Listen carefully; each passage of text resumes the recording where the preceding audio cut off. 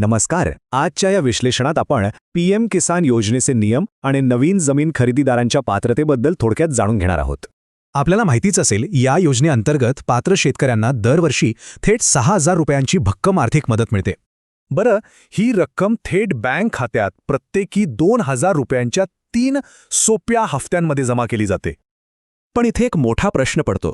नवीन शेतजमीन विकत घेतल्यावर या अनुदानाचा लाभ नक्की मिळतो का? याचं उत्तर दडलंय शासनाच्या कडक नियमांमध्ये. चला तर मग जमिनीच्या नोंदणीच्या तारखांबद्दल काय नियम आहेत ते पाहूया.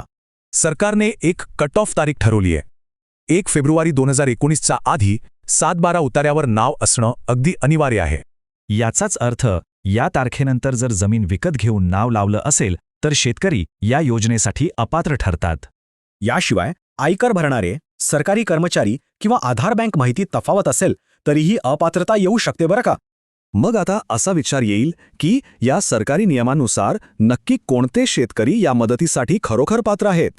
जे ग्रामीण किंवा शहरी शेतकरी हे सर्व मुख्य निकष पूर्ण करतात ते नक्कीच या लाभासाठी पात्र ठरतात. पण थांबा, या कडक तारखेच्या नियमाला एक खूपच रंजक आणि मोठा अपवाद आहे, तो म्हणजे वारसा हक्क.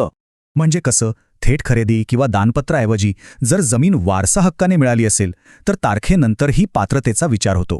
थोडक्यात सांगायचं तर वारसा हक्काची जमीन फेब्रुवारी 2019च्या या कडक नियमातून चक्क एक मोठी सवलत मिळवून देते.